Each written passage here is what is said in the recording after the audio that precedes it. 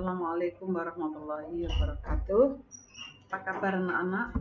Alhamdulillah, pada kesempatan ini kita akan melanjutkan pembelajaran yaitu tentang suhu dan perubahannya.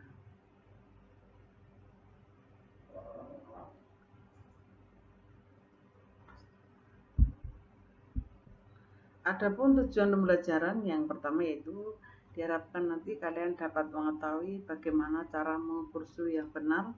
Yang kedua, dapat membuat perbandingan dari skala suhu Celcius, Reaumur, Fahrenheit, dan Kelvin.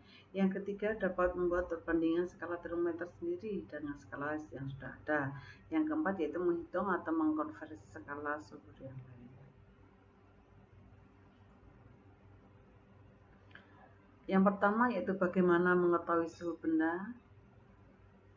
Kita tahu bahwa indera perasa kita ini dapat merasakan panas dan dingin, tetapi apakah indera perasa kita ini merupakan pengukur suhu yang handal?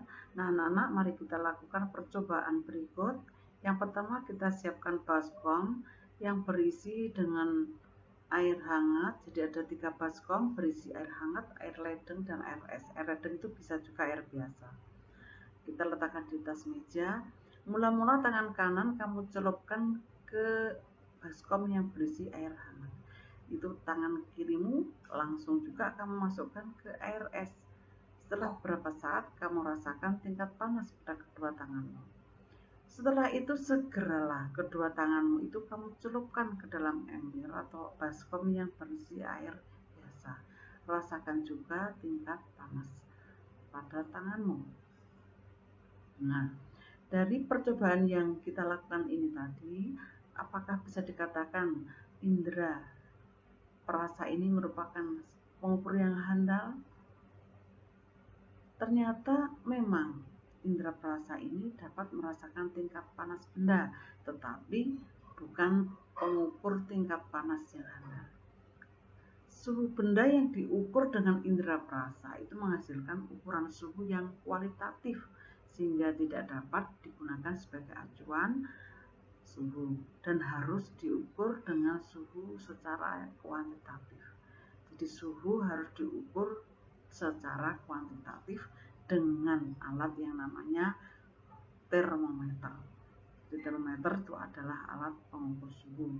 Nah, anak, kalau begitu apakah yang dimaksud dengan suhu?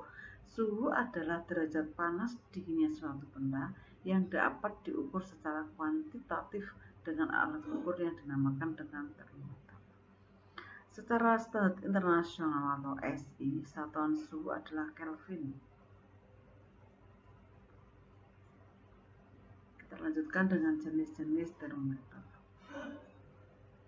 Ada beberapa jenis termometer yang menggunakan konsep perubahan sifat karena pemanasan. Yang pertama, termometer secair. Termometer secair ini biasanya dipakai adalah termometer raksa atau alkohol. Mengapa raksa dipakai sebagai pengukur? Mengapa raksa dipakai sebagai pengisi termometer? Yang pertama yaitu keistimewaannya karena mengkilap. Yang kedua, cepat bereaksi dengan terhadap perubahan suhu. Rentang pengukurannya juga sangat luas, yaitu negatif 38 derajat Celcius sampai dengan 350 derajat Celcius. Tetapi kekurangannya atau sangat berbahaya jika termometer itu pecah, yaitu sangat beracun. Nah, anak-anak, sekarang kita lanjutkan dengan termometer alkohol.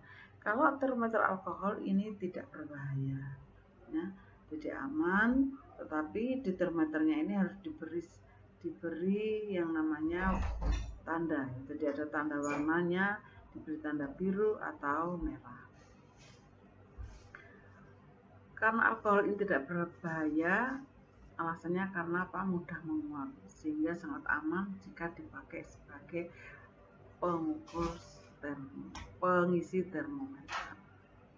Termometer yang contohnya tadi adalah termometer laboratorium. Contoh yang kedua termometer badan. Termometer badan, yang ketiga termometer mental. Ini gambarnya. Yang terakhir yaitu termometer kristal. Termometer kristal ini juga sebagai pengukur suhu tubuh. Kita lanjutkan anak-anak dengan skala suhu. Untuk membuat skala suhu, beberapa hal yang harus diperhatikan. Jadi, kita harus menentukan titik tetap atas dan titik tetap bawah. Ya. Adapun beberapa termometer yang menggunakan sifat perubahan volume dan karena pemanasan adalah Celsius, Reaumur, dan Fahrenheit. Rentang skalanya adalah sebagai berikut, bisa dilihat di gambar ini. Terus bagaimana cara menentukan perbandingan keempat termometer ini? Yaitu dengan mengurangkan titik tetap atas dengan titik tetap bawah masing-masing termometer. Jadi kalau Celsius ya 100 dikurangi 0, kalau Reaumur 80 dikurangi 0, kalau Fahrenheit 212 dikurangi 32, kalau Kelvin 373 dikurangi 273, sehingga diperoleh perbandingan yaitu 100 dibanding 80 dibanding 180 dibanding 100, sehingga kalau diperkecil secara matematis menjadi 5 banding 4 banding 9 banding 2. Contoh soal, misalnya ini ada dua termometer Reaumur dan Celsius. Pada saat 40 derajat Reaumur, berapakah angka yang ditunjuk oleh Celsius? Ya, kita akan menggunakan perbandingan suhu, persamaan perbandingan suhu, sehingga diperoleh perbandingan 5/4. 5 ini ada yang ditanyakan. Jadi yang ditanyakan itu kamu letakkan di atas. 5/4 kali 40 sama dengan 50. Contoh yang kedua yaitu 40 derajat Celcius berapa angka yang ditunjuk oleh Fahrenheit. Dimana dengan menggunakan persamaan perbandingan suhu sama Fahrenheit yang ditanya. Jadi perbandingannya 9 letakkan di atas. Ya, jadi yang ditanya letakkan di atas 9/5 kali 40 ditambah 32. Yang dikurung itu artinya diselesaikan dulu baru ditambah 32.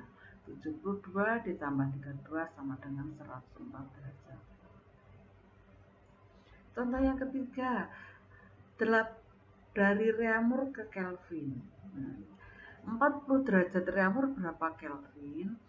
Kalau mau ke Kelvin, ini harus dikembalikan ke Celsius. Jadi Reaumur harus ke Celsius dulu, ya, baru nanti ke Kelvin. Contohnya 40 derajat Reaumur berapa Celsius? Ternyata yang di soal nomor 1 tadi 40 derajat Reaumur sama dengan 50 derajat Celsius. Akhirnya akan setelah ketemu 50 derajat Celsius ditambah dengan 273, akhirnya menghasilkan 313 Kelvin. Sekarang contoh yang keempat, 40 derajat Reaumur berapa termometer X? Ini X ini kita misalkan kepunyaan kamu ya. Jadi semua orang tuh bisa membuat skala. Caranya bagaimana? Nah, caranya yang sudah kita ketahui dari depan tadi ya. Menentukan perbandingan keduanya dulu dari TTA dikurangi TTB ya masing-masing untuk Reaumur dan X ini. Kemudian akan diperoleh 80 dikurangi 80 sehingga akan diperoleh 8 dibanding 8 ya. Karena Reaumur menunjuk 0 ini, X-nya sudah menunjuk 10, jadi nanti harus ditambah dengan 10. Jadi hasilnya nanti 40 ditambah 10 sama dengan 50 derajat. Oke, nah anak-anak itu tadi mudah-mudahan kalian paham ya. Sekarang kita latihan soalnya, dikerjakan soalnya dipahin dengan benar, dikumpulkan pada grup mata pelajarannya masing-masing. Sekian, mudah-mudahan bermanfaat. Assalamualaikum warahmatullahi wabarakatuh.